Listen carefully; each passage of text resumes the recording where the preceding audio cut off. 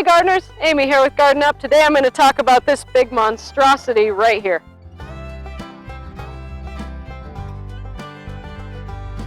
I've been allowing this thing to grow in my yard purely so I can show you. It popped up this spring, and every time I weed the bed I just leave it. I'm driving my workers crazy because they keep wanting to pull it out and I keep telling them not to. Anyway, so here we are, finally filming this weed, and I can't believe how tall it is. I am 5 feet tall, and this is at least a foot taller than I am, which is way higher than they're supposed to get. But this is in a bed that gets water, so maybe that's just what it has going for it. So the common name I know this weed to be is horseweed. It has a lot of other common names though, namely Canadian horseweed, Canadian fleabane, colt's tail, mare's tail, and butterweed. I don't want this to get confused with horsetail. That's a completely different weed in the Expandable family. I've already done a video on that, so you can check that out on my channel if you're interested. But this one is called horseweed. Scientific name is Conyza canadensis. They don't usually get this tall. They usually cap out at between 1 meter, which is about 3 feet, to 1.5 meters, so 4.5 feet maybe. And like I said, this is already 6 feet tall. These specimens here are more likely what you're going to see in your own garden. This is usually as high as they get, so this is up to my waist, about 2.5 feet. This one's maybe 4 feet high. There's another one here that's maybe 3.5 feet. This is much more normal for this particular plant.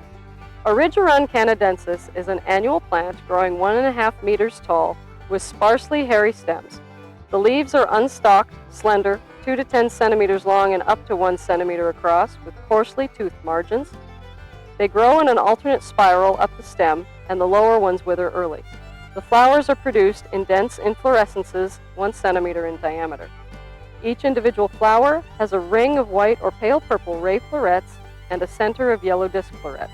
Horseweed originated in North America, and it is very widespread all over here. But it has spread to inhabited areas of most of the temperate zone of Asia, Europe, and Australia. It is found in Britain from northern Scotland to Cornwall, growing as a weed of arable land and man-made environments, and it is considered invasive in several areas, including China. Horseweed is commonly considered a weed, and in Ohio it has been declared a noxious weed. It can be found in fields, meadows, and gardens throughout its native range. Horseweed infestations have reduced soybean yields by as much as 83%. It is an especially problematic weed in no-till agriculture, as it is often resistant to glyphosate and other herbicides. I want to talk about the seeds because they're especially important when you're trying to remove this plant. They're the type that fly. This is in Asteraceae, which is the same as dandelions and a lot of other flowers. It's actually the biggest plant family in the world. But several of them have these seeds that go poof and they fly away, right? And so if I shake this weed while it's got seed heads like this, the seeds are going to go flying. They're going to go everywhere, and then I have an even bigger problem, as well as my neighbors would have a bigger problem with this weed. So I don't want to spread these seeds. So this guy is resistant to herbicides. You actually have to physically pull it, and it's best to get it before it seeds. Obviously I have not done that. I wanted to make sure I had a full spectrum of what it looked like for this video, but now that it has seeded, let me show you the best way I've found to remove it. Basically, I don't want to just grab and pull because all these seeds are going to go flying everywhere. So I'm going to take my bucket and my pruners, and I'm going to carefully trim off each branch with the seeds and throw it straight into my bucket. That way when the seeds fly off, they fall into the bucket and don't go everywhere else, as much as possible.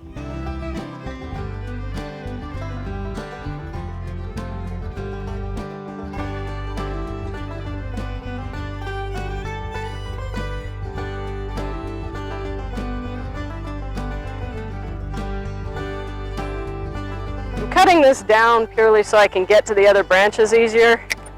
That's not really important for keeping the seeds in one place.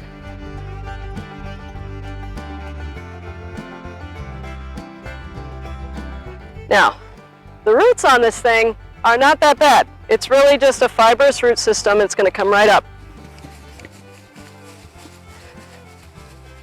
But you can see when I'm shaking the dirt off the roots, I would have shaken seeds everywhere. So there's the roots. It's got a tap, but it's also got lateral fibrous roots. No big hairy deal.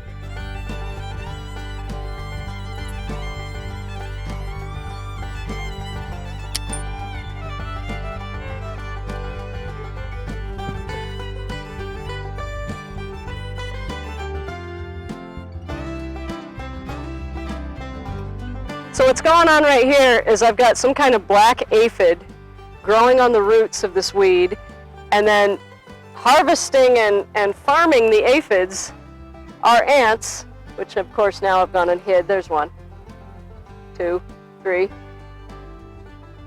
But what the ants are doing is actually growing and protecting the aphids, because the ants like to eat the secretions from the aphids, which is called honeydew. They basically like to suck aphid poop, so super yummy. But it's sugary and juicy, and for an ant, that's good eating. And so they will grow and protect aphids. And in this case, this is like a little underground farm they had going on. Pretty cool. All right, so this is gonna go into there. Okay, so the last step of weeding this is gonna be to shuffle hoe the area. What this does is it decapitates any little baby seeds that are just germinating. And prevents future weeds from growing. This is by far the best preventative measure I have ever found for keeping weeds gone. So I'm going to go ahead and get started on that.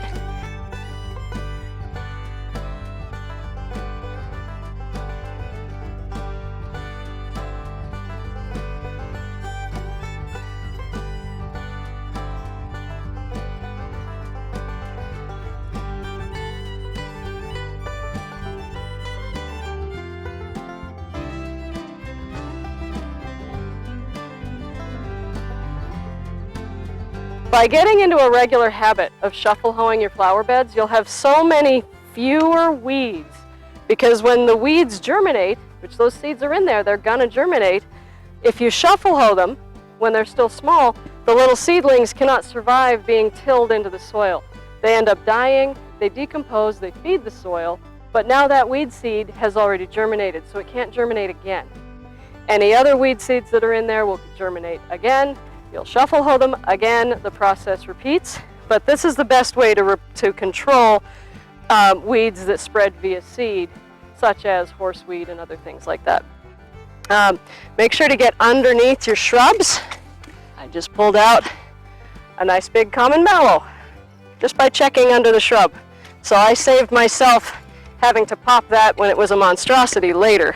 All right, last step, just for detail's sake, I'm going to run my expandable rake over it just to make the bed nice and finished looking, smooth, tidy, and clean.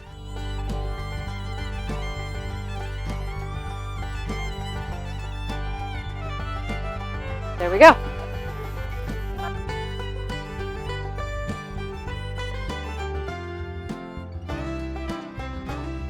Thanks for watching that video. If you enjoyed it, please let me know by hitting the like button down below. And if you have any suggestions for future videos you'd like to see, or questions or comments about this video, leave a comment down below. I'll see what I can put together for you. And if you haven't already subscribed, please do that so you don't miss my future videos. Thanks so much for watching. I'll see you in the garden.